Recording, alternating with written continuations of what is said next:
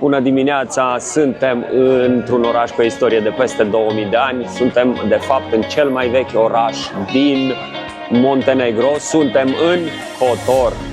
Ne-a întâmpinat exact așa cum se cuvine, cu o ploaie de dimineață.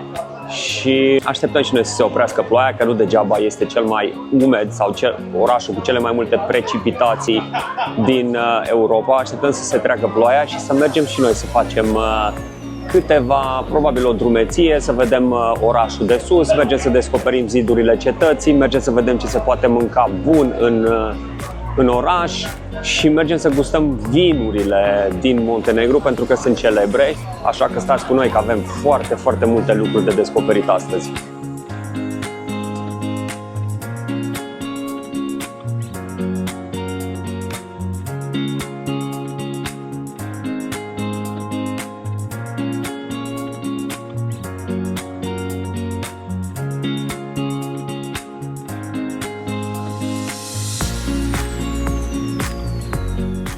Dacă vă plac filmulețele noastre, nu uitați să vă abonați la canalul nostru, este gratis, iar pe noi ne ajută foarte mult.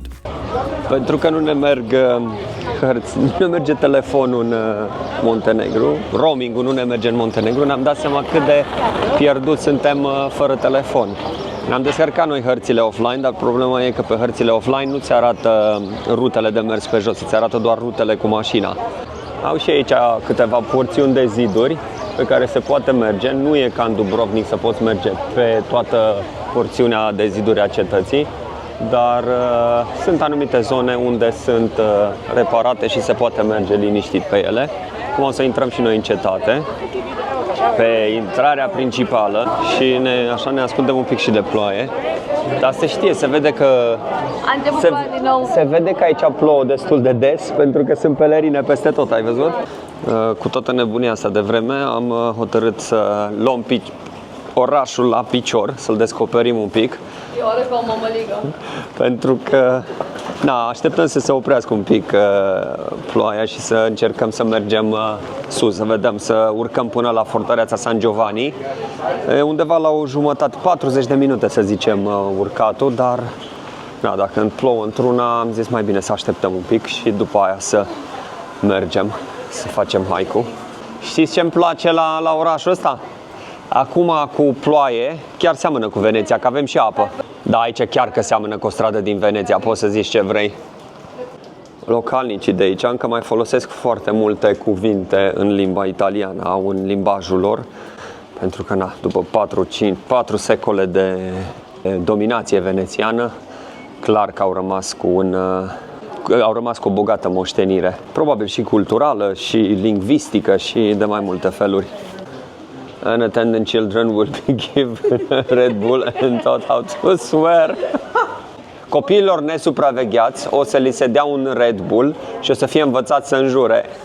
La fel ca în toate orașele astea vechi din Europa, cel mai bine e să le luați la pas și să descoperiți stradă cu stradă, colțișor cu colțișor, plin de terase și aici, plin de magazine de artizanat și plin de turiști. Am întors la vechile obiceiuri, a trebuit să întrebăm direcțiile. Am întrebat-o pe tanti de la magazinul cu suveniruri în ce direcție să mergem să găsim scările care duc la fortăreața de sus de pe munte. Până la urmă am găsit și noi scările. Există două opțiuni. Puteți să mergeți la San Giovanni și să luați ruta asta cu scări și așa, care este cu taxă, sau puteți să mergeți mai prin capătul, mai pe partea cealaltă a orașului și de acolo puteți să luați o opțiune care duce, e un trail de vreo 6 km și ceva, care duce, sau te duce mai bine zis, la vechea capitală a Montenegrului și trailul respectiv este gratis și o să vă ofere cam aceleași priveliști, dar noi o să mergem pe aici pentru că plouă și nu știm cât de ușor se poate merge, așa că mergem pe partea mai sigură. Momentan urcăm pe niște scări, există și o zonă cu rampă, dar e destul de alunecoasă acum cu pietrele ude, așa că e mai safe să mergem pe scări. Și partea bună e că s-a oprit și ploaia. Da. Și să vedeți ce o să transpirăm noi cu pelerinele astea pe noi. Că avem să urcăm undeva la 290 de metri deasupra orașului. Ce pot să spun e că nici n-am intrat de 10 minute în oraș și am văzut cel puțin vreo 10 pisici. Deci asta clar e orașul pisicilor. Da, e 15 euro acum să urcați pe partea asta. Că ne gândeam așa cum au crescut prețurile în 2 ani de zile și ce înseamnă turismul, că au început să vină din ce în ce mai multe vase de croazieră. Aproape s-a triplat prețul în nici 2 ani de zile. Multă lume în șlapi și în ăsta, sandale. Și foarte, foarte alunecos, mai ales acum cum s-a udat. Cu cât urci, cu atât se vede mai frumos golful. Urcăm și noi la fel pe aici, așa, o să ajungem sus și o să urcăm până pe acolo, pe partea din spate, să văd zidurile și să urcăm sus. Și arată foarte bine, nu e un traseu greu sau ceva de genul, doar că e ud și trebuie să ai grijă să nu aluneci, dar în rest e ușor, e un traseu ușor, mediu spre ușor, adică aproape oricine poate să-l facă fără nicio problemă. Și aș zice că e una dintre atracțiile principale, pentru că se vede mult mai frumos tot golful, sau putem să-l numim chiar fiord. De ce nu? A fost inclus alături de fiordurile din Norvegia, a fost inclus în top 5 fiorduri din Europa. Și e ceva lume, se coboară. Văd că aici e mai ok, sunt puțin mai mult pietriși și se merge mai bine. Nu e la fel de alunecos pe pietriș. Aici e iarăși cu pietre, dar nu e la fel de abrupt. Oricum e foarte impresionant aici. Pot să zic că fiecare orășel, fiecare zonă are farmecul ei, dar Montenegru are un farmec aparte. E ceva ce îl face, nu știu, special, cel puțin pentru mine. E un loc special. N-am explorat încă tot orașul, o să ne întoarcem probabil după să îl luăm ușor. Că dacă s-a oprit ploaia, am zis să profităm acum să urcăm cât mai repede. Dar ne întoarcem în oraș și o să vedem exact ce se poate face, să încercăm ceva local, dar asta mai târziu. Acum ne continuăm urcarea. Oamenii ăștia m-au lăsat în spate, nu așteaptă ei după mine. Sunt oameni cu condiție fizică, nu pot să mă compar eu cu ei. Că aici nu e nimeni. Pe porțiunea asta nu este absolut nimeni. În sfârșit pot să profit și eu de scări. Ce-i drept e mai ușor să urcați pe scări decât pe partea asta de piatră. Da, e mai naturală cumva urcarea. Și plus că nu sunt foarte înalte. Sunt foarte ușor de urcat. Mamă, și ce frumos se vede și aici. Sunt câțiva copaci de tuia foarte înalți aici. Și mamă mia, cum se vede încolo.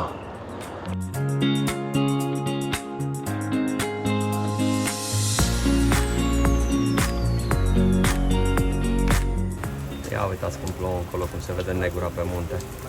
Deci plouă de rupe.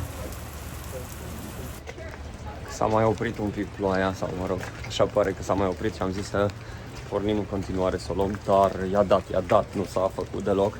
Și sunt așa rafale de câte 5 minute, ploaie foarte puternică, apoi se oprește, apoi iarăși îi mai dă 5 minute, apoi iarăși se oprește. Dar te și încălzești cu pelerina asta pe tine și nu e rece afară, adică destul de plăcut afară, doar că având pelerina asta, cumva te încingi și face tot efortul ăsta să pară și mai, sau toată urcarea asta să pară și mai grea. Mamă, și începe din nou și sunt niște stropi. Deci sunt niște stropi super giganți, adică un strop de ăsta îți dă 2 kg de apă pe tine. Partea bună e că mai sunt zone de unde vă puteți lua suc sau apă, în cazul în care mai aveți nevoie de apă pe lângă asta care cade non-stop pe noi. Mamă, deci mi-a făcut papucii varză. A început să bată și clopotul la biserică de atâta ploaie. Da, de opresc și ăștia ploaia, cumva. Aici mai sus mai sunt zone în care, dacă e ploaie sau așa, vă mai puteți feri de ploaie, dar pe zona de jos unde am urcat, absolut nimic. niciun loc în care să te poți feri de ploaie. Efectiv, nimic. Așa că îi dăm înainte și de acum nu mai contează. Că îi dă, că nu îi dă, că suntem mulți fleașcă. Nu e rece ploaie, e ok, nu pot să zic că e rece sau ceva, dar problema e că va trebui să stau toată ziua ud la picioare. Am găsit aici un semn care arată spre San Giovanni sau Saint John, cum e scris aici, și apare increased risk, zonă de mare risc. Acum ce mare risc o fi, nu știu ce-o fi pe aici, sper să nu ne mănânce nimic. De aici se poate vedea mai bine cum urcați, cum se duc scările, cum sunt șerpuite efectiv pe tot versantul. Mă gândeam că băieții ăștia din spate cred că au apelat la opțiunea cea mai bună, adică fără niciun tricou, cred că e cea mai câștigătoare, fără nimic de fapt. N-ai cum, nu te udă, n-are ce să te udă, îți udă pielea și te șterge. Asta e. Și din nou, ia ghiciți ce, plouă. Plouă și plouă super tare. Ne-am oprit aici la o parte a fortului, nu știu, pare ceva așa părăsit. Chiar tavanul ăsta de aici, când am trecut pe sub el pe acolo, mi s-a părut că se ține așa în două ațe, cum se zice. Părea că se dărâmă pe partea aia, mi-era și frică să trec pe sub el. Pare aici tot așa. Probabil că la asta se refereau acolo jos când zicea high risk zone. Acum nu cred că în plină zi sau așa cu turiști există hoți sau ceva, dar probabil că se refereau la stânci, la partea de, și aici când treceți prin bucata asta de clădire. Da, mi s-a zis că undeva la 5 minute de aici, nici atâta e vârful. Și mă uitam la băiatul ăsta, că s-a urcat pe acoperișul ăsta și a mai și sărit. Mi se pare, da, mie cel puțin unul mi se pare, eu nu m-aș urca acolo să-mi dai bani. Că șandramaua asta se poate dărâma la orice mișcare mai bruscă. Știți cum se zice, dacă vreți să vedeți oamenii inconștienți, vă uitați acolo în spate. Oamenii întotdeauna sunt o doză de nebunie în ei. Pare că s-a mai oprit un pic, haideți să luăm și noi din loc, că nu avem foarte mult timp la dispoziție. Am ajuns undeva, am urcat pe o bază aici sus, un fel de platou, sau ce-o fi acoperișul la cetatea asta sau ce a rămas din ea. Și se vede foarte frumos. Cred că pe aici se poate merge. Oh, lovely! Știi cum se zice asta lipsește aici sus? Să vin vârful muntelui și să-i mai dea și cu tunete și fulgere. Mamă! Cât mai băltoacă pe aici. Mamă, dar ce-i atrosnit! Da, cam asta e, cam aici e partea de vârf. Sunt curios trailul celălalt din spate. Cam cât de sus te duce, că aparent se duce mult mai mult, undeva la 6 km, dar din nou, nu găsesc nimic, nu găsesc oamenii nicăieri, absolut nicăieri. Nu știu unde s-au băgat, s-au dus, s-au teleportat în timp. Mamă, și faza e că nici nu avem semnal la telefon și chiar am zis acolo jos să stăm cât de cât unii cu alții, să nu ne pierdem, dar ți-ai găsit. Ți-ai găsit să stăm unii cu alții. Acum o să fac un tur și în partea cealaltă, să vedem, poate îi găsesc acolo. Dacă nu, asta e, ne punem undeva într-o cafenea și dăm noi de ei cumva. Dar una peste alta, cam asta e vederea de aici de sus. Se vede foarte frumos jos golful și a plouat și așa, dar e ok, merită cățăratul, adică priveliștea de aici e absolut superbă. Nu-mi pare rău că m-a făcut fleașca la picioare, plus mai faci un pic de sport și cam de aici îți dai seama de cât de frumos este cu adevărat golful Kotor sau fiordul Kotor. Să vă dau și așa un punct de referință cam cum arată aici sus platoul, cam așa e și ca un fel de grădină e aici, îmi dau seama, e pe vârful cetății, nu e pe vârful cetății și acolo e pe partea de unde am venit. Acolo sunt ruinele, efectiv, acolo în față se văd. Am urcat pe acolo pe jos și cam asta e fosta cetate San Giovanni sau Saint John, cum am găsit-o pe Google Maps.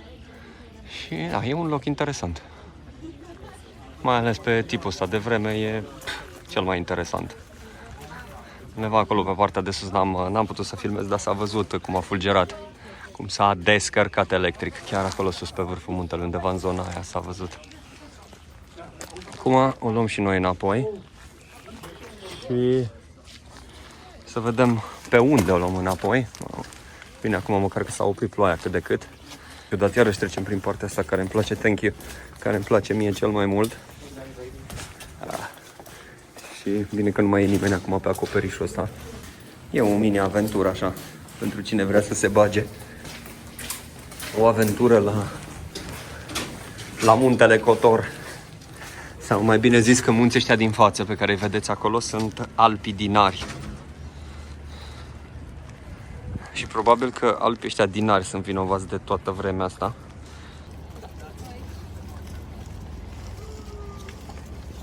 Da, ca să începem povestea de la început, că tot mă gândeam că nu m-au așteptat oamenii ăștia la urcare. Aparent, cumva ne-am pierdut și am luat-o eu înainte. Deci, practic, eu nu i-am așteptat. Ei chiar m-au așteptat și au și urcat înainte și înapoi. A fost un pic așa aventura vieților. Am alergat înainte și înapoi, făcându-ne griji pentru tine. Și tu, pârlitule, tot înainte. Da, bă, bine că am ajuns jos și suntem ok. Care-i cuvântul zilei? Împreună! Era împreună, la bine că la rău ne lasă Gabi. Deci că o luăm la pas ușor prin oraș să căutăm ceva unde să mâncăm. Bă, cred că n-a mai fost filmată mâța asta de 3 camere deodată. S-o cerdu mâța. Ca să mâncăm ne-am oprit la Bocun se numește. Ne-am uitat pe partea de recenzii, ca să zic așa, și are recenzii foarte bune și pe TripAdvisor. Și am citit că are și vinuri foarte bune și foarte multe vinuri locale din Muntenegru, plus ceva vinuri din Serbia. Așa că ne așteptăm să fie bun și mâncarea. Au foarte multe opțiuni de fructe de mare și ceva local, cum am mâncat și ieri. Am văzut cevici, cum se numește, micul lor local, și am văzut că au și ceva combinație de shawarma. Acum să ne uităm pe meniu și să vedem cât de bună e. Super bine, cu toate jamboanele astea agățate de tavan. Hamon de Serrano, ăsta e hamon de Cotor. Uitam la prețurile de la vinuri aici. 38 o sticlă, 38, ca majoritatea, văd că aici toate sunt 38. Sunt curios cum e un vin de aici, că toată lumea l-a lăudat. Hai că oficial, după o urcare pe deal și o mini-aventură în care m-am pierdut, să-mi cer scuze oficial și sper ca data viitoare să nu ne mai pierdem. Sau care-i faza? Fac cinste, asta e, hai. Ce bine arată poastele, cel puțin la lui Diana cu regele ăsta, crevete în vârf. Da, foarte bine arată. Arată bine, bine. Foarte bune, chiar foarte bune. Aromate, mi le-au făcut și special fără sos de roșii, deci da. Sunt foarte bune. Ciuperci și pui am luat. Am pornit să vedem și Muzeul Pisicilor. Am terminat cu mâncarea. A fost ok. Mie, special vinul roșu pe care l-am încercat, nu mi-a plăcut, să zic, într-un mod special. Foarte uscat, așa, foarte sec, să zic. A fost 55 de euro pentru 4 persoane mâncarea și cred că vreo 25-30 de euro băutura.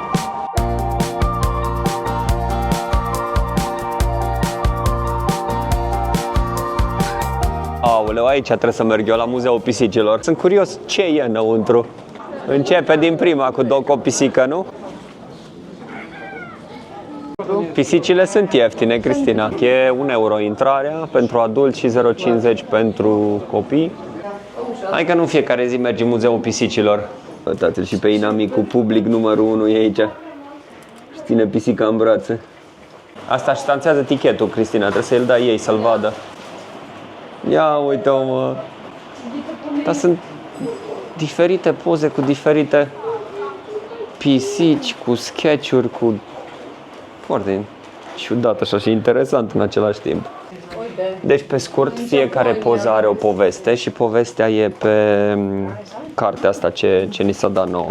Ce efectiv sunt numerotate, cred că sunt 122 de poze și fiecare poză are o poveste în spate. Pentru iubitorii de pisici, cel mai important e că e o pisică aici. Dacă ai timp să treci prin fiecare imagine cu fiecare poveste, e interesant. Dar noi suntem așa, am venit, am văzut și am cucerit.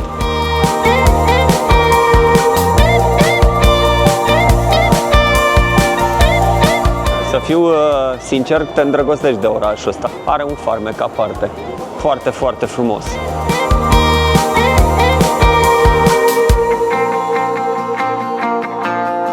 Am găsit macheta orașului. Macheta orașului în antichitate. Avem zidurile aici, se văd pe partea de apă și apoi muntele în spate. Și aici e unde am urcat și noi. Vedeți aici zona asta. Aici am urcat și noi și am coborât înapoi în oraș.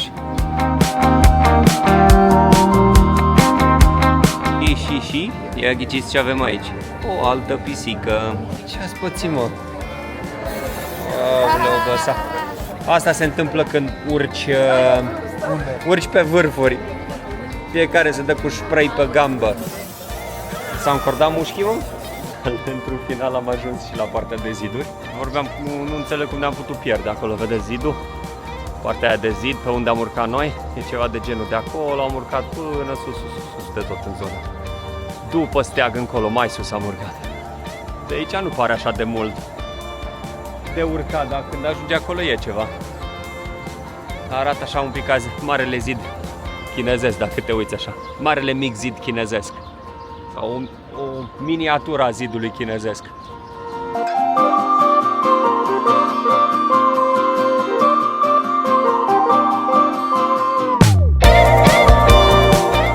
La fel ca și pe zidurile din Dubrovnik, și aici au terasă, chiar pe prima parte a zidului pe care am urcat noi, am găsit o terasă, iar în față mi se pare că mai e una mai în capăt și cam încolo, da, cam aici se poate merge. Acum cred că câteva secțiuni pe partea asta sunt mai turistice și probabil singurele pe care le putem accesa. Pe zona asta zici că e o pietonală, uite, cu felinare, mult mai largă, foarte frumos.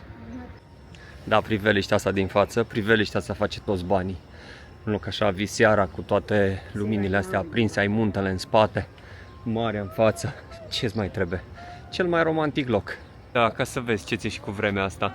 Cum a ieșit soarele peste tot, mai sunt câțiva nori. Când am urcat noi pe deal încolo, s-a rupt cerul, s-a terminat, furtună, potop. Acum frumos, cald. Dacă știam, lăsam mai pe după amiază să urcăm, da. Am zis să urcăm mai de dimineață, că am văzut că la ora 12 arăta că plouă. A ținut, a fost vremea exact pe dos. Am terminat aventura în Cotor, a fost o zi cu Plină, peripeții. o zi plină, putem spune. Orașul chiar își merită numele de cel mai umed sau Și ploios. și cel mai ploios oraș al Europei. Chiar a plouat cu cei mai mari stropi pe care i-am văzut noi vreodată. Orașul în sine are un vibe frumos. Da. Ne place, nouă ne-a plăcut mult. Dacă îți place și marea și muntele și îți place și natura, aici trebuie să vii. Până data viitoare, nu uitați. Avem nevoie de like, share, subscribe.